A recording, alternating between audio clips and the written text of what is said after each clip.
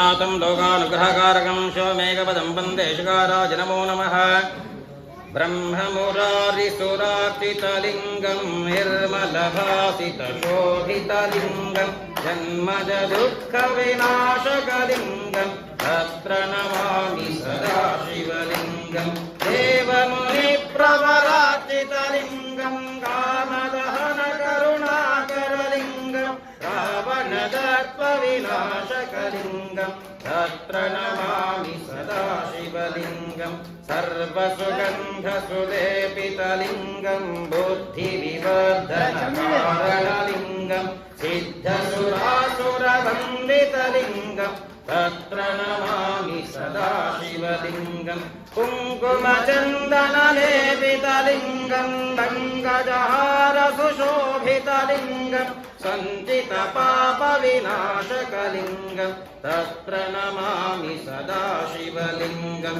कनकमहामणिभूषितलिङ्गं फणिपतिवेष्टितशोभितलिङ्गं दक्षसुयज्ञविनाशकलिङ्गं तत्र नमामि सदा शिवलिङ्गं।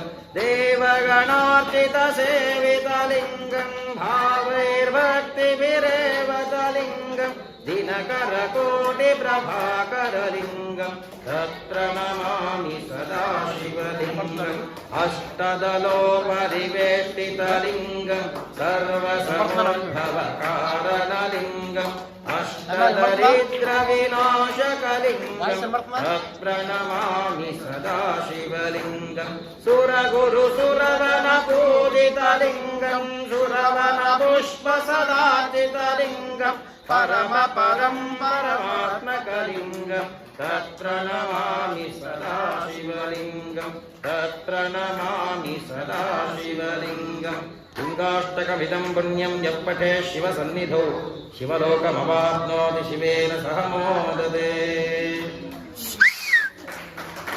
तं लोकानुग्रहकारकं शिवमेकपदं वन्दे शकाराय नमो नमः। ब्रह्ममुरारिसुरार्चितलिङ्गं निर्मलभासितशोभितलिङ्गं जन्मजदुःखविनाशकलिङ्गं तत्र नमामि सदा शिवलिङ्गं। देवमुनिप्रवरार्चितलिङ्गं कामदहनकरुणाकरलिङ्गं रावणदर्पविनाशकलिङ्गं तत्र नमामि सदा शिवलिङ्गं। सर्वसुगन्धसुलेपितलिङ्गं बुद्धिविवर्धनकारणलिङ्गं